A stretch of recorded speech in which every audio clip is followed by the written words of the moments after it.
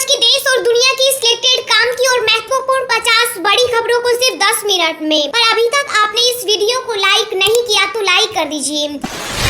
2024 में फिर देश के प्रधानमंत्री बनेंगे नरेंद्र मोदी। कोई हराने वाला आसपास तक नहीं, धीरेन्द्र शास्त्री के गुरु रामभद्राचार्य ने की भविष्यवाणी।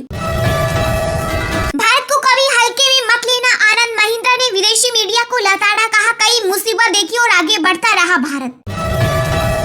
प्रवासी भारतीयों को भारत में 120 दिन के बजाय 182 दिन रहने की दी अनुमति। इंफोसिस के सह संस्थापक एनआर नारायण मूर्ति ने सरकार से की अपील। बागेश्वर धाम की चिंगारी दिल्ली तक पहुंची। धीरेन्द्र कर्षण शास्त्री के समर्थन में हुई धर्म संसद। जंतर मंतर पर जुटे समर्थकों ने की भड़काऊ बयानबाजी। सरकारी कर्मचारियों को होली से पहले बड़ी खुशखबरी। मौजूदा 38% से बढ़ाकर 42% किया जा सकता है महंगाई भत्ता। चाइनीज एप्स के मकर जाल से आजाद होगा भारत। सरकार ने 138 सट्टेबाजी और 94 लोन एप्स पर लगाया बैन। मिली थी कई गंभीर शिकायतें।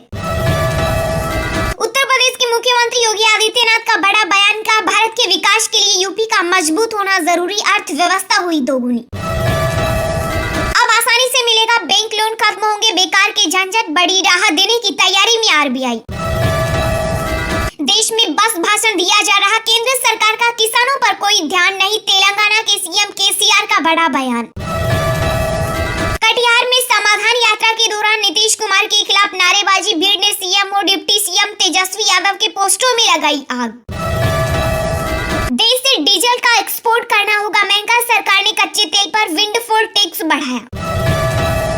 खेलो इंडिया यूथ गेम्स 2023 में नंबर 1 पर पहुंचा हरियाणा। दूसरे पायदान पर महाराष्ट्र, तीसरे नंबर पर मध्य प्रदेश पहुंचा। अब चुकाने होंगे ट्विटर ब्लू टिक के पैसे। इंडियन यूजर्स को आया सब्सक्रिप्शन का नोटिफिकेशन। पीएम मोदी आज देश को सौंपेंगे एशिया की सबसे बड़ी हेलीकॉप्टर फैक्ट्री। अब आंख नहीं दिखा पाएगा ड्रैगन। रक्षा समेत कई क्षेत्रों के लिए भारत, फ्रांस और यूएई ने तैयार किया फ्रेमवर्क। 200 वंदे भारत ट्रेन बनाएगी बीएचईएल। 24 महीने में तैयार हो जाएगा स्लीपर क्लास का प्रोटोटाइप।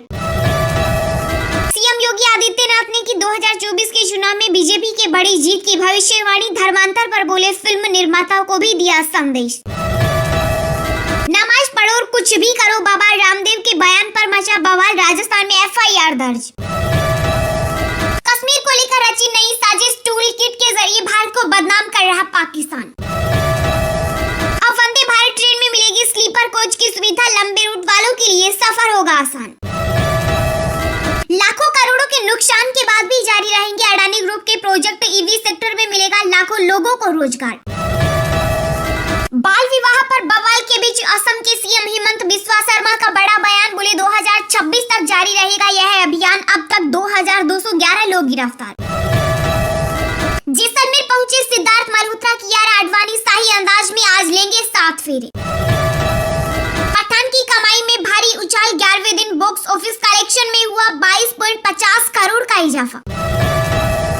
राज्य सरकार की लापरवाही से पीएफआई का अड्डा बन रहा बिहार। एनआईए की कार्रवाई के बीच भाजपा एमएलसी नवल किशोर ने नीतीश सरकार पर बोला हमला। परमाणु बम का रिमोट लेकर चल रही पुतिन। न्यूक्लियर जंग के लिए रूस तैयार। 24 फरवरी को होने वाला है कुछ बड़ा।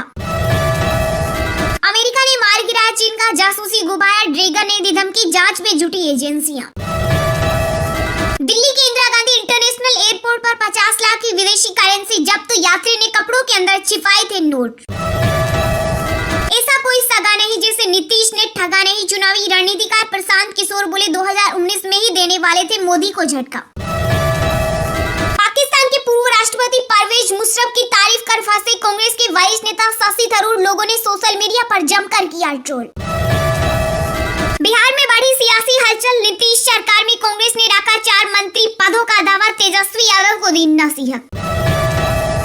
14वीं मैराथन में उमड़ा जनसैलाब। बॉलीवुड अभिनेता सोनू सूद के साथ दौड़े जयपुर वासी। एलन मस्क ने किया बड़ा ऐलान। कहा अगले महीने स्पेस एक्स लॉन्च करेगी ताकतवर रॉकेट स्टारशिप। गिलगित बाल्टिस्तान के बाहर पीओके के निवासियों की पुकार। अनसुनी अधिकारों का हो रहा हनन। पाकिस्तान क्रिकेट बोर्ड की धमकी। एशिया का पाकिस्तान से बाहर गया तो वर्ल्ड कप नहीं खेलेंगे। अडानी कुछ कमजोर भले ही पड़े हो, लेकिन उनका जो करेंगे उस पर नजर रखिए। राजस्थान में बाबा रामदेव के खिलाफ एफआईआर दर्ज, इस्लाम धर्म और मुसलमानों के खिलाफ आपत्तिजनक बयान दिया था। यूपी के डिप्टी सीएम केशव प्रसाद मौर्य ने किया जाति जनगणना का समर्थन, सपा ने पूछा कब करेंगे शुरू। दिल्ली सरकार की सर्विसेज पर एलजी और केंद्र का कब्जा, डिप्टी सीएम मनीष सिसोदिया ने लगाया बड़ा आरोप।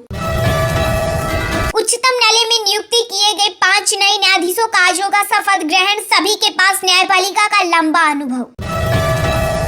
त्रिपुरा में सत्ता बचाने के लिए भाजपा चलाएगी ब्रह्मास्त्र, लेफ्ट की घेराबंदी ध्वस्त करने के लिए बनाया प्लान। इंडियन रेलवे शुरू करेगा Bharat Gaurav AC tourist train, Garvi Gujarat heritage के होंगे दर्शन। पीएम मोदी वीडियो कॉन्फ्रेंसिंग के जरिए जयपुर महाखेल में हुए शामिल, बोले देश की रक्षा में राजस्थान के युवा आगे। हैदराबाद को दहलाने की बड़ी साजिश हुई नाकाम, लोन वुल्फ अटैक का था प्लान, गिरफ्तारी आतंकी जाहिद ने किया खुलासा। त्रिपुरा में लगेगा सियासी जमघट, आज बंगाल के सीएम ममता का रोड शो, गृह मंत्री शाह भी करेंगे जनसभा। पाकिस्तान के पूर्व राष्ट्रपति परवेज मुशर्रफ का निधन, दुबई के अस्पताल में ली अंतिम सांस। कांग्रेस नेता सिद्धारमैया ने रिटायरमेंट के सहारे खेला सियासी दांव, बोले ये मेरा आखिरी कर्नाटक चुनाव। मध्य प्रदेश कांग्रेस में सीएम पद को लेकर रार, अरुण यादव बोले चुनाव के बाद ही तय होगा मुख्यमंत्री।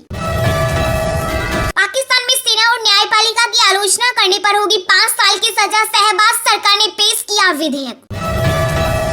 केंद्रीय पर्यावरण एवं वन मंत्री भूपेंद्र यादव बोले सपा प्रमुख अखिलेश को शूद्र नहीं मानती बीजेपी। असम में सीआरपीएफ को मिली बड़ी सफलता, भारी मात्रा में बरामद किए हथियार और गोला बारूद। दिल्ली से ग्वालियर का सफर होगा अब सिर्फ 4 घंटे में, बनने जा रहा है 4 लेन ग्रीन एक्सप्रेसवे। किसी आदिवासी नेता को मुख्यमंत्री का कार्यकाल पूरा नहीं करने दिया गया, झारखंड के सीएम हेमंत सोरेन का छलका दर्द। त्रिपुरा विधानसभा चुनाव के लिए तृणमूल कांग्रेस ने जारी किया चुनावी घोषणा पत्र। हमारी नस्लें वही बनाएंगी बाबरी मस्जिद, बिहार में एसडीपीआई कार्यकर्ता उस्मान ने दी धमकी। लोकसभा चुनाव में भी जारी रहेगा बीजेपी जेजेपी का गठबंधन, राजस्थान में भी विधानसभा चुनाव लड़ेगी जेजेपी। सिंगापुर से 10 फरवरी को लौटेंगे लालू यादव, पूर्व सांसद अली अशरफ ने राजा सुप्रीमो से की मुलाकात। हिमाचल प्रदेश के चंबा में भूस्खलन के बाद पुल गिरा, यातायात हुआ ठप।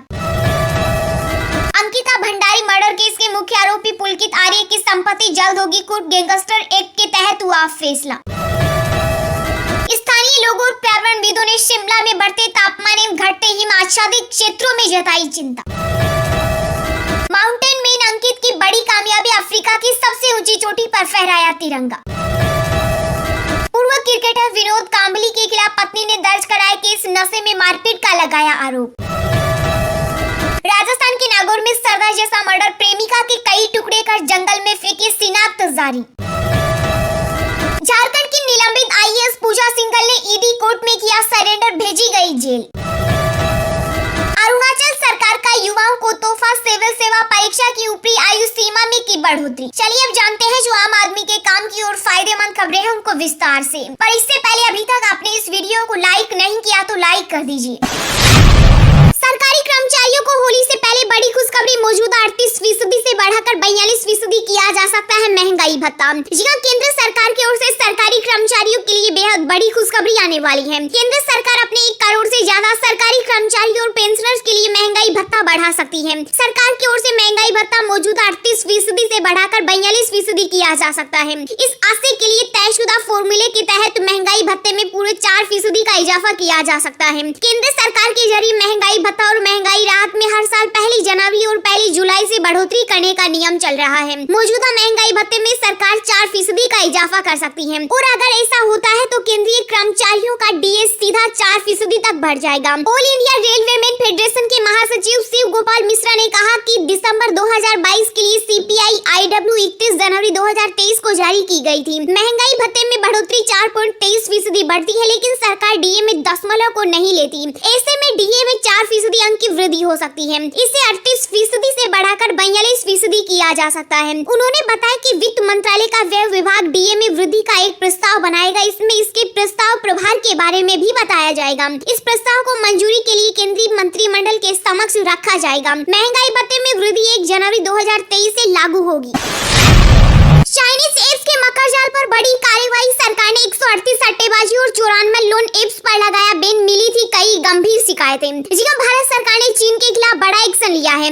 लोन और सट्टेबाजी के लिए इस्तेमाल होने वाली चीन से जुड़ी कई एप्स पर सरकार ने बैन लगाने की प्रक्रिया शुरू कर दी है। रिपोर्ट्स के मुताबिक होम मिनिस्ट्री की सिफारिश पर मोदी सरकार ने यह कार्रवाई शुरू की है। चाइनीज लिंक वाली 138 सट्टेबाजी और 94 लोन एप्स पर सरकार तत्काल और आपातकालीन आधार पर बैन लगाएगी। इन एप्स पर आरोप है कि इनमें एप्स ऐसा कंटेंट शामिल है जो भारत की संप्रभुता और अखंडता को नुकसान पहुंचाता है। जांचकर्ताओं ने यह भी पाया है कि सर्वर साइड सिक्योरिटी का दुरुपयोग करके इन एप्स को जासूसी उपकरण में बदलने की क्षमता है। दरअसल केंद्रीय गृह मंत्रालय ने 6 महीने पहले 28 चीनी लोन लेने वाले ऐप की जांच शुरू कर दी थी। जांच में पाया है कि ऐसे 94 एप्स ई-स्टोर पर मौजूद है और किसी अन्य तीसरे पक्ष के लिंक के जरिए काम कर रही हैं। सूत्रों ने बताया कि बड़े पैमाने पर कर्ज में लोगों को फंसाने के लिए अक्सर जाल बिछाने वाले इन एप्स का जासूसी और प्रोपेगेंडा के औजार के रूप में भी दुरुपयोग किया जा सकता है।